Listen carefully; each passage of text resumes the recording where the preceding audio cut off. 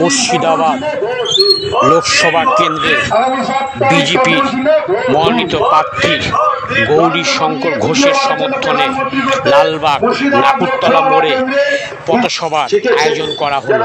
সেই পথসভাতে উপস্থিত ছিলেন মুর্শিদাবাদ লোকসভা কেন্দ্রের বিজেপি মনোনীত প্রার্থী গৌরীশঙ্কর ঘোষ মহাশয় এবং উপস্থিত ছিলেন বিজেপির নেতৃবৃন্দগণ। সেই ছবি তুলে ধরেছে রিয়া নিউজের প্রতিনিধি। মুর্শিদাবাদ লালবাগ নাকুরতলা মোড় থেকে দীপক করের রিপোর্ট, রিয়া নিউজ। সামনে 11 নম্বর মুর্শিদাবাদ লোকসভা ভোট, জনগণকে কি বার্তা দিতে চান? দেখুন, আমরা উন্নয়নের নিরিখে ভোট চাইব, গণতন্ত্রের পক্ষে ভোট চাইব, কর্মসংস্থানের পক্ষে আমরা ভোট চাইব। বাংলা জুড়ে বেকারত্বের জ্বালায় আজকে মানুষ অন্য রাজ্যে পরিযায়ী শ্রমিক হয়ে যাচ্ছে। এ বাংলায় অন্যায়ের প্রতিবাদ করলে খুন হতে হচ্ছে, মিথ্যা মামলায় ফেসে যেতে হচ্ছে। বাংলায় কর্মসংস্থান আগেই শেষ হয়ে গেছে। এই বাংলা জুড়ে মা বোনেদের সম্মানহানি হচ্ছে, এর প্রতিবাদ একমাত্র ভারতীয় জনতা পার্টি।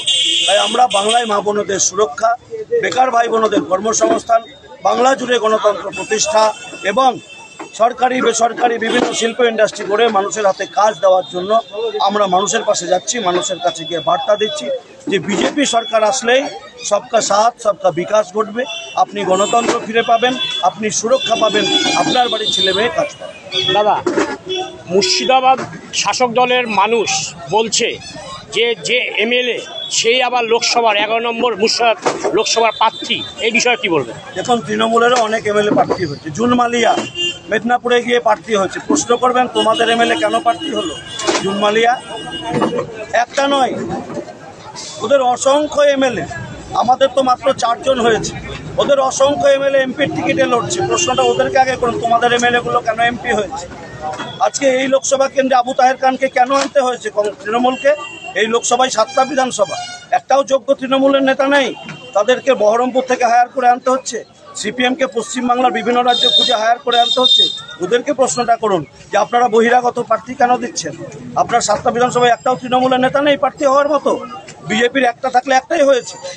আমরা বহিরাগত এনে এখানে দাঁড় করাইনি, আমরা এখানকার মানুষ, এখানকার ভোটারকে আমরা প্রার্থী করছি। এমএলএ না এমপি না সাধারণ মানুষ, সেটা তৃণমূলের দেখে লাভ। ওরা কেন বলছে ওরা গৌরীশঙ্করকে ভয় পায়, তাই গৌরীশঙ্করের দিকে আঙুল করছে। আমরা তৃণমূল কংগ্রেস সিপিএমকে ভয় পাই না, আমরা মানুষের মনে প্রবেশ করেছি, মানুষ আমাদের পক্ষে রয়েছে, মানুষের মনে আমরা আস্থা দেখাতে পেরেছি, তা আমাদের বিশ্বাস এবার বিজেপি পেরেছে। কিন্তু আমরা দেখতে পাচ্ছি বিজেপি এক অংশ কর্মী আপনি বিরুদ্ধে প্রতিবাদ জানাচ্ছে। এই বিষয়গুলো সব তৃণমূলের কর্মী বিজেপির পতাকা বাজার থেকে কিনে তাদের হাতে ধরিয়ে দিয়েছে যে বিজেপির নামে বদনাম করে, তাই রাস্তায় নামিয়েছে। এরা কেউ বিজেপি করে না। এদেরকে কোনোদিন আপনি লালবাগ শহরে বিজেপির মিছিলে হাঁটতে দেখেন? সেদিনই প্রথম দেখেছেন রানীনগর জলঙ্গি থেকে তৃণমূলের লোককে হায়ার করে এনে তৃণমূলের নেতারা পতাকা ধরিয়ে বলেছে গৌরীর নামটা এখানে তোমরা একটু কালিমা লিপ্ত করো যাতে বিজেপি ভোট দেবে। লালবাগের মানুষ জানে তারা মানুষের পক্ষে রয়েছে, তাই আমার নামে যত মিছিল করুক লালবাগের লোক বিজেপিকে। দাদা, শেষ প্রশ্ন, আপনি কতটা আশাবাদী? 100% আশাবাদী। গোটা বাংলা জুড়ে মানুষ বিজেপি চাইছে, মুর্শিদাবাদের মানুষও বিজেপি। আমরা এবার জিতব। হিন্দু মুসলিম খ্রিস্টান জৈন সবাই বিজেপির পাশে রয়েছে। ওকে, থ্যাংক ইউ দাদা। হয়েছে তাদের উন্নয়ন কিভাবে হয়েছে? আবাস যোজনার টাকা চুরি করে হয়েছে। তাদের উন্নয়ন কিভাবে হয়েছে? বার্ধক্য ভাতার টাকা চুরি করে হয়েছে। তাদের উন্নয়ন কিভাবে হয়েছে? কেন্দ্রীয় সরকারের স্বচ্ছ ভারতের টয়লেটের টাকা চুরি করে হয়েছে। অর্থাৎ গরিব মানুষের হকের টাকা এখানকার তৃণমূল চুরি করে তাদের গাড়ি হয়েছে, বাড়ি হয়েছে, হোটেল হয়েছে, জমি হয়েছে। আর তারা বলে বিজেপি সাম্প্রদায়িক, বিজেপি কাজ দেয় না, বিজেপি কাজ করে না। বিজেপি আছে তাই মুর্শিদাবাদের মানুষ বেঁচে আছে। আমি যেখানে দাঁড়িয়ে ভাষণ দিচ্ছি পাশে কাপালডাঙ্গা অঞ্চল, আপনি যান কাপালডাঙ্গায় প্রতিটা বাড়িতে সার্ভে করুন, সেখানকার মানুষ কাজ করতে বিজেপি রাজ্যে যায়, পশ্চিম বাংলায় কাজ হয় না। আর তারা বিজেপিকেও ভোট দেয়নি, তারাও মুসলিম, বিজেপি রাজ্যে আছে, কাউকে তাড়িয়ে দেয়নি, বিজেপি কাজ দিয়েছে। আর আপনার পশ্চিম বাংলায় আপনার দলের নেতারা বলে বিজেপি সাম্প্রদায়িক, সেই বিজেপি রাজ্যে কাজ করছেন। আর যে তৃণমূলকে ওদের কোথায় তারা গিয়েছে বিজেপি রাজ্যের কাজ করতে, এই তৃণমূলকে আবার ভোট দেবেন?